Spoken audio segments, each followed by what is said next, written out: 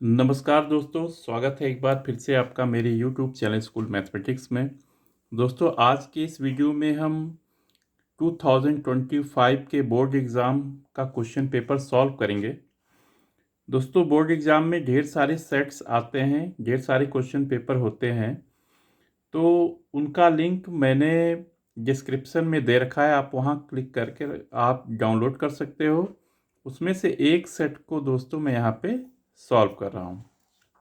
वो सेट हमारा हो जाएगा। देखिए, मैंने यहाँ पे लिख रखा है इधर, board question paper class 12th subject mathematics, time 3 hours, maximum marks 80, question paper code 65/5/3 और सेट है हमारा 3। इस क्वेश्चन पेपर को हम करेंगे और बाकी जो इंस्ट्रक्शन वगैरह होता है क्वेश्चन पेपर का, वो मैंने जब सैम्पल पेपर सॉल्व किया था 2025-26 का जो CBSE सैम्पल पेपर है, वहाँ पे मैंने एक्सप्लेन कर रखा है।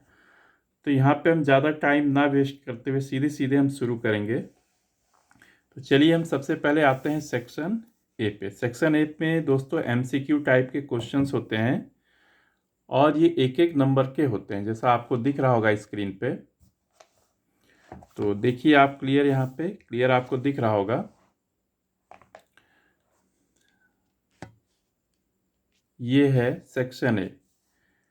देखिए क्या कहता है इसमें, ये है multiple choice question 1 mark each.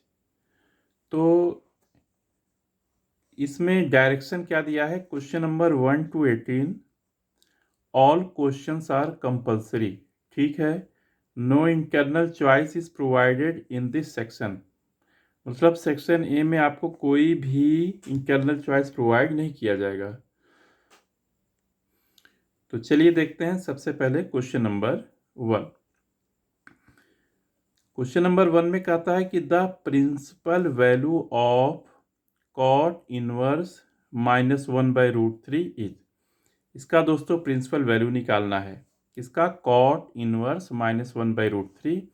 हमारे पास ये 4 ऑप्शंस है, यहाँ पे आप देख सकते हैं इसको स्क्रीन पे, क्लियर आपको दिख रहा होगा। तो देखते हैं कौन सा इसमें ऑप्शन सही है। तो चलिए, यहाँ पे मैंने पहले से थोड़ा बहुत तैयारी कर रखा है समय बचाने के लिए दोस्तों।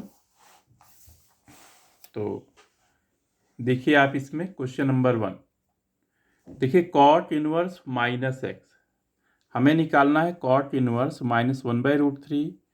तो कॉट इनवर्स x होता है दोस्तों pi minus cot inverse x।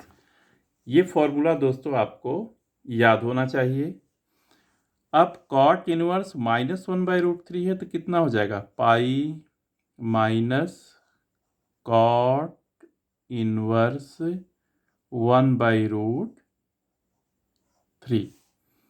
अब आपको बताना है कि कॉट कब 1/√3 होता है। अगर आपको कॉट नहीं मालूम है तो इसको आप टेन इनवर्स में लिख सकते हो, पाई माइनस टेन इनवर्स। अगर कॉट इनवर्स x है तो टेन इनवर्स 1/x होगा, तो ठीक 1/√3 का उल्टा हो जाएगा √3। और ये हो जाएगा पाई माइनस टेन √3 कब होता है दोस्तों, टेन√3 होता है 60 डिग्री या पाई/3 पे। तो ये हो जाएगा 3 पाई माइनस पाई/3 और ये हो जाएगा दोस्तों 2 पाई/3। ये आ गया। तो इसमें देखते हैं कौन सा इसमें ऑप्शन सही है। इसमें डी ऑप्शन सही है। देखिए यहाँ पे ए है -पाई/3, बी है -2 पाई/3, सी है पाई/3 और डी है 2 पाई/3। तो हमारा डी ऑप्शन सही है दोस्तों। तो देखिए हमने यहाँ पे आंसर भी नोट कर लिया है। आंसर डी कितना है, 2 पाई/3। तो ये दोस्तों कंप्लीट हो गया हमारा क्वेश्चन नंबर 1। अब आते हैं दोस्तों क्वेश्चन नंबर 2 पे आते हैं हम। देखिए 2 में क्या कह रहा है, थोड़ा सा मैं जूम कर रहा हूँ इसको। इफ ए इक्वल्स टू, फिर ब्रैकेट में कितना है, AIJ, ये मैट्रिक्स को लिखने का एक मेथड होता है, इज अ 3/3 डायगोनल मैट्रिक्स। यहाँ पे डायगोनल मैट्रिक्स की बात की जा रही है। तो डायगोनल मैट्रिक्स वो मैट्रिक्स होता है जिसके नॉन डायगोनल एलिमेंट्स क्या होते हैं, 0, सच दैट A11 1 है, A22 5 है और A33 -2। मतलब जो डायगोनल एलिमेंट्स हैं वो हैं 1, 5 और -2, और नॉन डायगोनल एलिमेंट्स हो जाएंगे 0। देन डिटर्मिनेंट ऑफ एज, हमें डिटर्मिनेंट ऑफ ए निकालना है। तो चलिए दोस्तों इसको करते हैं क्वेश्चन को। ये हमने यहाँ पहले से ही दोस्तों लिख रखा है समय बचाने के लिए। तो अगर हम इस 3x3 मैट्रिक्स को अगर हम कॉन्स्ट्रक्ट करें यहाँ पे दोस्तों, बनाएं या इसके एलिमेंट्स को लिखें हम, तो क्या क्या लिखेंगे। पहले देखिए A11 क्या है, 1। नॉन डायगोनल एलिमेंट्स 0 हो जाएंगे, ये मैंने आपसे पहले ही बता दिया है। फिर यहाँ हो जाएगा 0, ये हो जाएगा 5, ये हो जाएगा यहाँ पे 0, फिर 0, 0 और -2। तो डिटर्मिनेंट ऑफ ए क्या हो जाएगा यहाँ पे, determinant of A equals to determinant, ये हो जाएगा डिटर्मिनेंट ऑफ 1, 0, 0, ये डिटर्मिनेंट है 0, 5, 0, 0, 0 -2। अब इसको आप किसी भी रो या कॉलम के लॉन्ग एक्सपेंड कर सकते हो। तो चलो हम R1 के लॉन्ग एक्सपेंड कर दे रहे हैं। तो 1 हो जाएगा, फर्स्ट रो फर्स्ट कॉलम को एलिमिनेट करेंगे तो 5, 0, 0 -2 हो जाएगा। इसी तरह से फिर आएगा माइनस का 0, ये दोस्त हो जाएगा 0, 0, 0 -2, 0, 0, 0 -2। फिर है दोस्तों यहाँ पे प्लस 0, प्लस का 0 कितना होगा, 0, 5, 0, 0, 0, 5, 0, 0। तो ये तो पूरा 0 हो गया, ये तो 0 हो जाएगा, ये भी 0 हो जाएगा, और ये हमारा हो जाएगा 1 इंटू 5 इंटू -2 -10, -0 इंटू 0 हो जाएगा 0। तो कितना आ जाएगा दोस्तों, ये -10। तो देखते हैं इसमें कौन सा ऑप्शन सही है हमारा। तो यहाँ देखिए आप क्वेश्चन नंबर 2 का दोस्तों यहाँ पे -10 आ रहा है, तो 2 का बी ऑप्शन सही है हमारा, बी। तो बी का आंसर लिख लेंगे हम। तो ये हो गया दोस्तों। और आप ध्यान रखना दोस्तों, आप केवल A, B, C ये सब मत लिखना, बी के साथ साथ उसका आंसर भी लिखना है, जिससे अगर मान लीजिए कॉपी चेक करने वाले को थोड़ा भी अगर कन्फ्यूजन हो तो आपका आंसर वो देख लेगा, उसके अकॉर्डिंग आपको मार्क्स दे देगा। तो ये हमने कंप्लीट किया दोस्तों क्वेश्चन नंबर 2। अब आते हैं क्वेश्चन नंबर 3 पे। देखिए थर्ड में क्या कह रहा है, थोड़ा सा इसको जूम कर रहा हूं मैं। देखिए थर्ड में क्या है, if A equals to K into B, where A and B are two square matrices of order n। A और बी दोनों ही स्क्वायर मैट्रिसेस हैं, और ऑर्डर n का मतलब हो गया n/n, n रोज और n columns. And k is a scalar, k क्या है, स्केलर। तो पूछ रहा है कि इसमें से कौन सा ऑप्शन सही है। तो दोस्तों इसमें देखिएगा आप, वैसे तो एकदम क्लियर है इसमें, लेकिन मैं फिर भी लिख कर आपको बता देता हूँ। ये दोस्तों आपको दिख रहा होगा A equals to K into B है दोस्तों। तो determinant of A equals to determinant of K into B, और ये हो जाएगा दोस्तों determinant of A equals to K to the power n into determinant of B। ये दोस्तों हमारा आंसर नंबर बी है, वो मैं अभी आपको दिखा देता हूँ। ये जगह K to the power n into determinant of B। आप देख सकते हैं यहाँ पे, देखिए क्वेश्चन नंबर 3, देखिए बी वाला आंसर, बी वाला पार्ट सही है। Determinant of A equals to K to the power n into determinant of B। तो दोस्तों ये कंप्लीट कर लिया हमने क्वेश्चन नंबर 3। अब आते हैं हम क्वेश्चन नंबर 4 पे। देखिए 4 में क्या कहता है, if f(x) equals to sine square ax/x² when x does not equals to 0। जब x 0 के इक्वल नहीं है x की वैल्यू, तो f(x) हम क्या लेंगे, साइन स्क्वायर ax/x²। और जब x 0 के इक्वल है तब हम लेंगे 1। Is continuous at x equals to 0 then the value of a is. ये 0 पे कॉन्टिन्यूअस है तो a की वैल्यू क्या होगी? तो चलिए दोस्तों हम फाइंड करते हैं इसमें a की वैल्यू। देखिए यहाँ पे दोस्तों हमने पहले से ही लिख दिया है एफ एक्स, ये तो डिफाइन किया है आपने क्वेश्चन में देख ही लिया है, sine square X by X square when X does not equals to 0, F x equals to 1 when X equals to 0 is continuous at x equals to 0। तो कॉन्टिन्यूटी के लिए कंडीशन क्या होता है दोस्तों कि अगर फंक्शन 0 पे कॉन्टिन्यूअस है तो इसकी 0 पे लिमिट और फंक्शन की 0 पे वैल्यू दोनों ही क्या होनी चाहिए? इक्वल। तो ये कितना हो जाएगा दोस्तों? आप ध्यान से देखना है यहाँ पे, ये हो जाएगा यहाँ पे लिमिट x टेंस टू 0, ये हो जाएगा sine square A x divided by हो जाएगा यहाँ पे एक्स स्क्वायर और f0 हो जाएगा यहाँ पे 1। अब देखिए क्या करना है हमें, ये हो जाएगा लिमिट x टेंस टू 0। दोस्तों साइन ए एक्स यहाँ स्क्वायर है यहाँ भी स्क्वायर है, इसको दो पार्ट में हम लिख सकते हैं, sine A x by X into ये लिख देंगे sine A x by X equals to 1। अब दोस्तों आपने एक रूल पढ़ा होगा, यहाँ मैं लिख देता हूँ कि limit x tends to 0 sine x by X equals to होता है 1।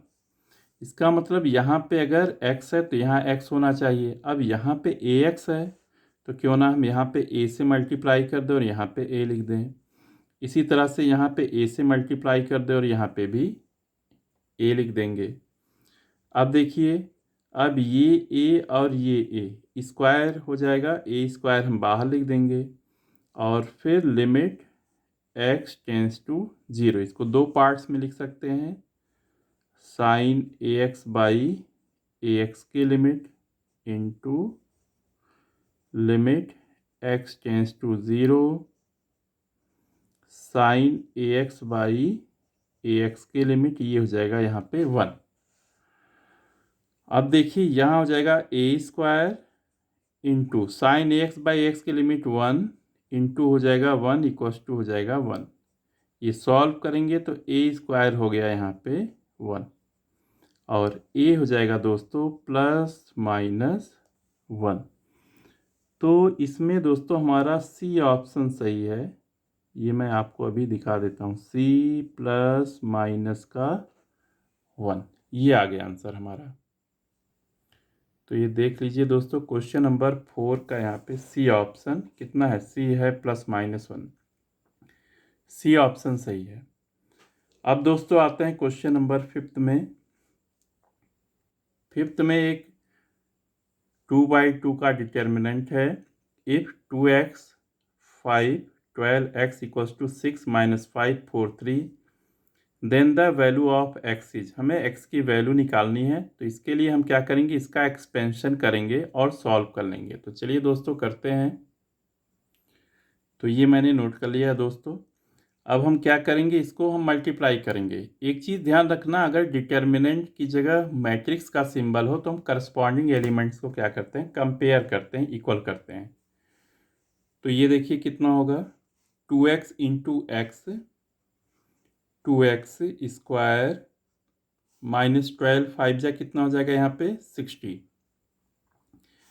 यहाँ हो जाएगा 6 3 जा 18 माइनस 4 इंटू माइनस 5 कितना हो जाएगा माइनस का 20। तो ये हो जाएगा दोस्तों 2x स्क्वायर माइनस 60 दूसरे साइड जाएगा तो प्लस 60 और ये हो जाएगा 18 प्लस 20। अब आप इसको प्लस करोगे तो कितना आएगा 8 6 प्लस 2 8 8 प्लस 1 9 9 हो जाएगा, तो हो जाएगा 98। 2x स्क्वायर इक्वल्स टू 98, तो x स्क्वायर हो जाएगा यहाँ पे 49 या x हो जाएगा दोस्तों यहाँ पे प्लस माइनस 7। यहाँ पे स्क्वायर रूट ले लेंगे 49 का, कितना होगा x equals two plus minus √49, तो हो जाएगा ±7।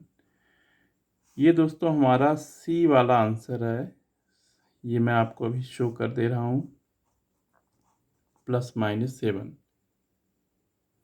देखिए ये है आंसर दोस्तों x, यहाँ पे क्वेश्चन नंबर 5 आपके सामने, इसका आंसर है सी वाला ±7।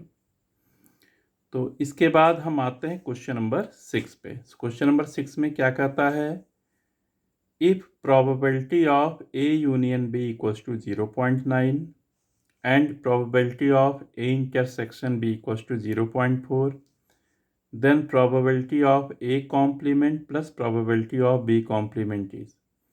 हमको ये निकालना है दोस्तों, बहुत ही आसान सा क्वेश्चन है दोस्तों, ये तो लग रहा है जैसे क्लास 11th स्टैंडर्ड का क्वेश्चन लग रहा है। तो चलिए दोस्तों करते हैं इसमें। तो ये हमने यहाँ पे पहले से ही नोट कर लिया है दोस्तों। देखिए क्या कह रहा है इसमें, probability of A union B दिया है 0.9 और probability of A intersection B दिया है 0.4। तो फाइंड करना है probability of A complement plus probability of B complement. तो चलिए करते हैं इसको। देखिए probability of A union B होता है probability of A plus probability of B minus probability of A intersection B, और ये हो जाएगा यहाँ पे 0.9। अब देखिए क्या होगा, probability of A plus probability of B, intersection B की प्रोबेबिलिटी है 0.4 और यहाँ हो जाएगा 0.9। तो अब देखिए दोस्तों क्या हो जाएगा, probability of A plus probability of B, ये -0.4 इधर जाएगा तो 0.9 प्लस 0.4, ये हो जाएगा दोस्तों 1.3। Probability of A plus probability of B हो जाएगा 1.3। तो नेक्स्ट है दोस्तों probability of A complement plus probability of B complement, ये हो जाएगा दोस्तों 1 minus probability of A plus 1 minus probability of B. अब देखिए 1 और 1 का सम हो जाएगा 2 और माइनस अगर हम कॉमन ले लें तो यहाँ बचेगा प्रोबेबिलिटी ऑफ ए और यहाँ बचेगा प्लस प्रोबेबिलिटी ऑफ बी। तो ये हो जाएगा 2 minus P A plus P B दोस्तों कितना हो जाएगा 1.3, और ये जब हम और सॉल्व करेंगे तो आएगा 0.7। तो दोस्तों हमारा आंसर हो जाएगा डी वाला आंसर, डी कितना है इसमें 0.7। ये आंसर मैं आपको अभी दिखा देता हूँ। देखिए ये देखिए आपके सामने, देखिए 0.7 आ रहा है इसका आंसर। क्वेश्चन नंबर 6 का आंसर कितना है यहाँ पे 0.7, डी वाला सही है। तो कंप्लीट कर लिया दोस्तों हमने क्वेश्चन नंबर 6। अब आते हैं क्वेश्चन नंबर 7 पे। देखिए क्वेश्चन नंबर 7 में देखिए ये मैट्रिक्स दिया है ए। देखिए डायगोनल एलिमेंट्स इसमें 5 हैं और इसका ऑर्डर है 3/3, बाकी नॉन डायगोनल एलिमेंट्स क्या हैं 0। तो डायगोनल मैट्रिक्स हुआ, तो हमें ए क्यूब फाइंड करना है दोस्तों, ए क्यूब। तो चलिए दोस्तों इसको भी करते हैं लगे हाथ हम। तो देखिए मैंने क्वेश्चन को यहाँ पे नोट कर लिया है। अब देखिए अगर हम 5 को कॉमन ले लें यहाँ पे, अगर हम 5 को कॉमन ले लें, वैसे बाकी जहाँ 0 है यहाँ भी 5 से इंटू प्रेजेंट है, तो ये हो जाएगा 1 0 0 0 1 0 0 0 1। ये हो गया हमारा 3/3 का आइडेंटिटी मैट्रिक्स। तो ये हो जाएगा 5 इंटू आई। अब हम फाइंड करेंगे ए क्यूब हो जाएगा ए इंटू ए 3 बार इंटू करेंगे और वैल्यू रख देंगे तो ए हो जाएगा 5i into 5i into 5i। तो दोस्तों आपने एक रूल पढ़ा होगा कि अगर अल्फ़ा इंटू ए है और बीटा इंटू बी तो ये होगा अल्फ़ा इंटू बीटा और ए इंटू बी, ये हो जाएगा। तो यहाँ पे देखिए क्या होगा, यही चीज़ यहाँ पे अप्लाई करेंगे तो सारे नंबर्स का आपस में इंटू हो जाएगा। 5 इंटू 5 इंटू 5 हो जाएगा और यहाँ पे identity into identity into identity. अब 5 को हम मल्टीप्लाई करेंगे तो 5 5 जा 25, 25 5 जा 125 और आइडेंटिटी को आइडेंटिटी से हम मल्टीप्लाई करते हैं आई इंटू आई तो आइडेंटिटी ही आता है दोस्तों, ये चीज़। अब हम अगर आई की वैल्यू यहाँ पे रख दें कितना हो जाएगा, यहाँ पे 125 लीजिएगा 1 0 0 0 1 0 0 0 1। तो 125 से जब हम मल्टीप्लाई करेंगे दोस्तों तो कितना आएगा यहाँ पे 125 0 0 0 125 0 और 0 0 125, ये हो गया आंसर। थोड़ा सा मैं जूम कर देता हूँ, देखिए ये हमारा आंसर आ गया। तो ये दोस्तों हमारा बी वाला पार्ट है, आंसर हो जाएगा इसमें, आंसर हो जाएगा बी।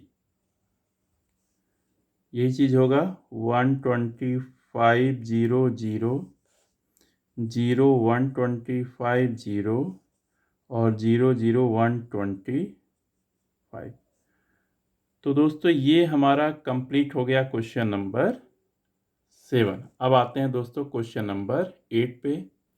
देखिए क्वेश्चन नंबर 8 में क्या कहता है दोस्तों, let A and B two matrices of suitable orders, then which of the following is not correct. मतलब कौन सा ऑप्शन इसमें करेक्ट नहीं है। पहला दोस्तों है ए ट्रांसपोज का ट्रांसपोज। नेक्स्ट है दोस्तों बी वाला, के एक स्केलर है तो के इंटू ए पूरे का ट्रांसपोज निकाला गया है। A transpose plus B transpose का ट्रांसपोज ए प्लस बी है। और डी वाला है A B transpose equals to A transpose B transpose. तो दोस्तों एक बार देखते हैं हम, वैसे तो सीधे भी कर सकते हैं उससे, लेकिन मैंने यहाँ नोट किया है। देखिए ए ट्रांसपोज का जब भी आप ट्रांसपोज निकालोगे तो ए आएगा, ये क्लियर है। ऐसे ही के से मल्टीप्लाई करके ए होल ट्रांसपोज निकालोगे तो ये हो जाएगा के इंटू ए का ट्रांसपोज, ये भी सही है दोस्तों, ये भी सही है। और ये हो जाएगा ए ट्रांसपोज बी ट्रांसपोज का ट्रांसपोज, ए ट्रांसपोज का ट्रांसपोज प्लस बी ट्रांसपोज का ट्रांसपोज, और ये हो जाएगा दोस्तों ए प्लस बी, तो ये ऑप्शन भी सही है। अब देखिए ए बी का ट्रांसपोज एक्चुअल में होता है बी ट्रांसपोज ए ट्रांसपोज, लेकिन हमारा जो डी वाला ऑप्शन है उसमें दिया है ए ट्रांसपोज बी ट्रांसपोज। इसका मतलब दोस्तों ये वाला गलत है।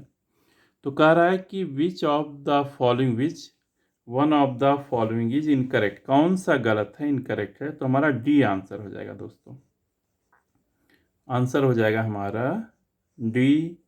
और क्या है इसमें, A B transpose equals to A transpose B transpose.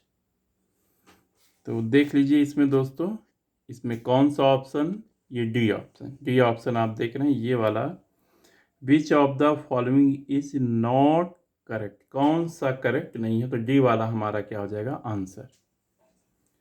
तो हमने दोस्तों कंप्लीट कर लिया है क्वेश्चन नंबर 8 को। अब आते हैं हम क्वेश्चन नंबर 9 पे। क्या कहता है, the area of the region enclosed between the curve y equals to x into mod x comma x axis comma x equals to -2 and x equals to 2। दोस्तों इसमें एरिया निकालना है हमें, और सबसे ज़रूरी है दोस्तों इसमें ग्राफ। अगर आपका ग्राफ सही बन गया तो फिर कुछ नहीं है इस क्वेश्चन में। तो चलिए दोस्तों करते हैं हम इसमें एक बार हल्का सा ग्राफ देखेंगे, कैसे ड्रॉ करेंगे इसका जानना ज़रूरी है। तो देखिए यहाँ पे ये दिया है y equals to x into mod x. एक तो ये कर्व हुआ, दूसरा है x एक्सिस, मतलब किससे किससे बाउंडेड है, फिर है x इक्वल्स टू -2 है एंड x इक्वल्स टू 2। अब दोस्तों इसमें देखिए मॉड x लगा हुआ है। क्या लगा हुआ है यहाँ पे? मॉड का x। तो मॉड x क्या होता है? जब भी x ग्रेटर देन और इक्वल्स टू 0 होगा तो मॉड x हो जाएगा, और जब भी x लेस देन 0 होगा मॉड x हो जाएगा -x। लेकिन यहाँ पे है x इंटू मॉड x, तो यहाँ पे हम इन्हीं कंडीशंस के साथ x से मल्टीप्लाई करेंगे। तो क्या हो जाएगा यहाँ पे? x into x when x greater than or equals to 0 and x into minus x when x less than 0, ये हो जाएगा। और इसको करेंगे दोस्तों तो कितना होगा यहाँ पे? x into x x square, x greater than और इक्वल्स टू 0 और माइनस एक्स स्क्वायर, ये हो जाएगा x लेस देन 0। अब थोड़ा सा हम बात कर लेते हैं इसके ग्राफ की। इतना डिटेल में वैसे ज़रूरत है नहीं, लेकिन फिर भी आपको जाने रहना है दोस्तों। जितनी भी जानकारी लोगे आप वो आपके काम ही आएगा। तो देखिए यहाँ पे ये हो गया x एक्सिस, ये है वो।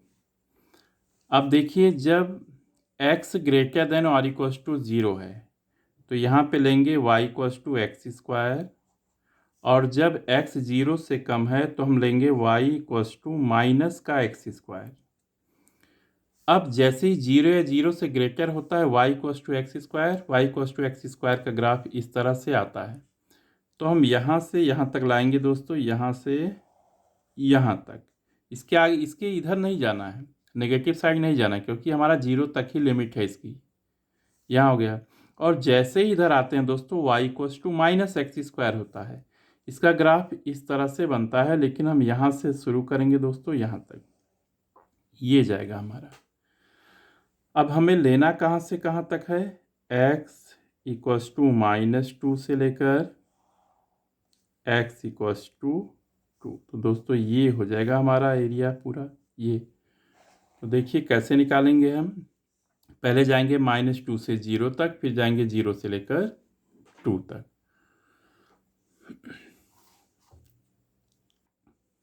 तो देखिएगा दोस्तों एरिया क्या हो जाएगा यहाँ पे? -2 से लेकर 0। अब -2 देखिए 0 से कम के लिए क्या है? 0 से कम के लिए है माइनस एक्स स्क्वायर। तो यहाँ लिख देंगे माइनस का एक्स स्क्वायर dx। जो एरिया होता है दोस्तों हमारा, ये होता है a to b fx dx। तो fx क्या हो जाएगा? Minus x square. दूसरी चीज़ दोस्तों, ये x एक्सिस के बिलो है तो ये नेगेटिव में हो सकता है, तो हम क्यों ना यहाँ पे मॉड लगा दें। मॉड लगाने से जो नेगेटिव वैल्यू भी आएगी वो पॉजिटिव आएगी, प्लस नेक्स्ट हो जाएगा। फिर हम 0 से आगे बढ़ेंगे, 0 से जाएंगे 2 तक, 0 to 2। तो 0 से ग्रेटर होने पे क्या हो जाएगा? वो हो जाएगा एक्स स्क्वायर। यहाँ कितना हो जाएगा? एक्स स्क्वायर डी, ये हो जाएगा। तो दोस्तों इसको और हम सॉल्व करेंगे थोड़ा। इसमें ये हो जाएगा मॉड, और माइनस एक्स स्क्वायर हो जाएगा यहाँ -1/3 हो जाएगा, और ये हो जाएगा एक्स का क्यूब। कहाँ से कहाँ? -2 से लेकर 0 तक। फिर नेक्स्ट में है दोस्तों प्लस एक्स स्क्वायर का, यहाँ भी हो जाएगा 1/3। यहाँ आएगा एक्स का क्यूब, और कहाँ से कहाँ तक? 0 से लेकर 2 तक दोस्तों। अब इसमें क्या करेंगे? एक बार अपर लिमिट रखेंगे माइनस एक बार लोअर लिमिट। तो इसके आगे सॉल्व करते हैं दोस्तों हम, देखिएगा क्या होगा।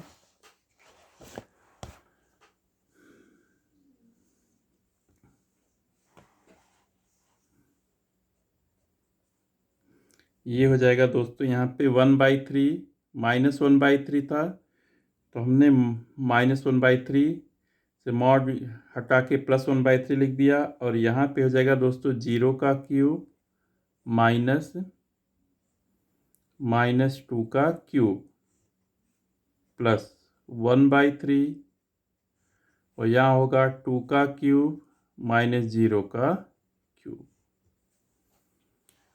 अब देखिए कितना हो जाएगा यहाँ पे, ये हो जाएगा 1/3, 0 का क्यूब 0 -2 का क्यूब माइनस का 8 प्लस 1/3, और ये जगह 8 -0। थोड़ा और इसको सॉल्व किया जाए अच्छे से, तो देखिए कितना आएगा यहाँ पे, ये माइनस और माइनस प्लस हो जाएगा 8/3 प्लस 8/3। दोस्तों ये हो जाएगा 16/3, ये हमारा एरिया आ गया। तो देखते हैं कौन सा ऑप्शन इसमें सही। इसमें दोस्तों बी ऑप्शन सही है, आंसर है इसमें बी, और ये है दोस्तों 16/3। ये मैं आपको दिखा भी दे रहा हूँ, इसमें देखिएगा क्वेश्चन नंबर 8। देखिए यहाँ पे B question number 9, question number 9 का है इसमें बी 16/3। तो हमने दोस्तों एक कंप्लीट कर लिया है क्वेश्चन नंबर 9। अब आते हैं हम क्वेश्चन नंबर 10 पे। ये क्वेश्चन नंबर 10 क्या कहता है, आप ध्यान से पढ़ना है आपको। देखिए इसमें क्वेश्चन नंबर 10 देखिए, if f x equals to, दोस्तों ये ग्रेटेस्ट इंटीजर फंक्शन है और x बिलोंग्स टू r है, is the greatest integer function then the correct statement is.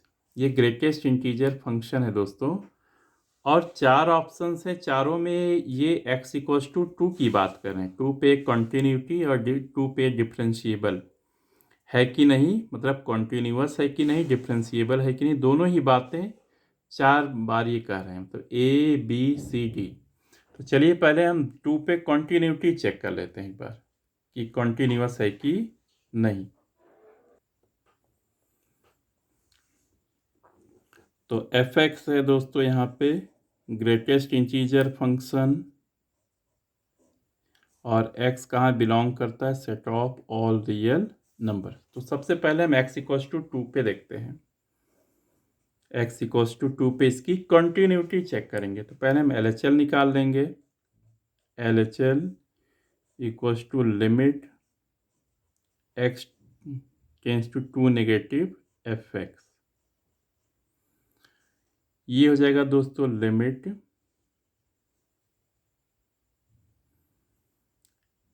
x tends to 2 negative, ये हो जाएगा ग्रेटेस्ट इंटीजर फंक्शन। अब दोस्तों 2 पे नेगेटिव का मतलब x की वैल्यू 2 से कम है, तो 2 से जैसे ही थोड़ा ही कम होगा कि ये इमेज 1 आ जाएगा। ऐसे ही RHL हम चेक करेंगे, कहाँ पे, 2 पे, तो इस जगह लिमिट x टेंस टू 2 पे पॉजिटिव fx, ये हो जाएगा दोस्तों लिमिट x टेंस टू 2 पे पॉजिटिव, यहाँ ग्रेटेस्ट इंटीजर फंक्शन x। तो x की वैल्यू जैसे ही 2 से थोड़ी भी अधिक होगी तो जस्ट लेफ्ट वाला इंटीजर इमेज होता है, तो ये जगह 2। अब आप देख रहे हैं दोस्तों LHL तो आ गया 1 और RHL आ गया 2, इसका मतलब LHL और RHL कैसे नंबर्स हैं, डिफरेंट नंबर्स हैं, डिफरेंट। तो f is not continuous at x equals to 2। और कोई भी फंक्शन दोस्तों अगर किसी पॉइंट पे कॉन्टिन्यूअस नहीं है तो डिफरेंशिएबल भी नहीं होगा। मतलब अगर x इक्वल्स टू 2 पे कॉन्टिन्यूअस नहीं है तो x इक्वल्स टू 2 पे ये डिफरेंशिएबल भी नहीं होगा। f is not differentiable at x equals to 2। तो दोस्तों नाइदर कंटिन्यूअस नॉर डिफरेंशिएबल। चलिए देखते हैं कौन सा पार्ट या कौन सा आंसर इसमें सही है। तो चलिए देखते हैं, सबसे पहले हम ए वाले को देखते हैं। इसमें देखिए, इसमें ए वाला क्या कहता है, f is continuous but not differentiable at x equals to 2। ये तो गलत है दोस्तों, कंटिन्यूअस नहीं है। और बी कहता है f is neither continuous not differentiable at x equals to 2। B वाला सही है दोस्तों, क्योंकि ये कहता है ना तो कंटिन्यूअस है ना तो डिफरेंशिएबल। सी देख लेते हैं। देखिए सी में क्या है, एफ इज कंटिन्यूअस, तो यहीं पे गड़बड़ हो गया। और डी कहता है f is not continuous but differentiable, तो ये भी गड़बड़ हो गया। मतलब अगर कोई चीज़ कंटिन्यूअस नहीं है कि किसी पॉइंट पे, तो डिफरेंशिएबल भी नहीं होगा। तो दोस्तों ये मैंने कंप्लीट कर लिया है क्वेश्चन नंबर 10। तो दोस्तों आज का वीडियो हम यहीं तक रहने देते हैं। एक बार इसका मैं आंसर भी लिख लेता हूँ, वीडियो पॉज करके लिख लेता हूँ। ये मैंने लिख लिया है, f is neither continuous not differentiable at x equals to 2। तो दोस्तों हमने कंप्लीट कर लिया है क्वेश्चन नंबर 10 तक। नेक्स्ट वीडियो में दोस्तों इसके आगे के क्वेश्चन को हम लेके आएंगे। तब तक दोस्तों आप क्वेश्चन को सॉल्व कीजिए, और मैं लिंक नीचे मैंने दिया है, तो उससे आप सारे क्वेश्चन पेपर्स को आप 2025-24 सारे सेट्स को आप डाउनलोड कर सकते हो। धन्यवाद।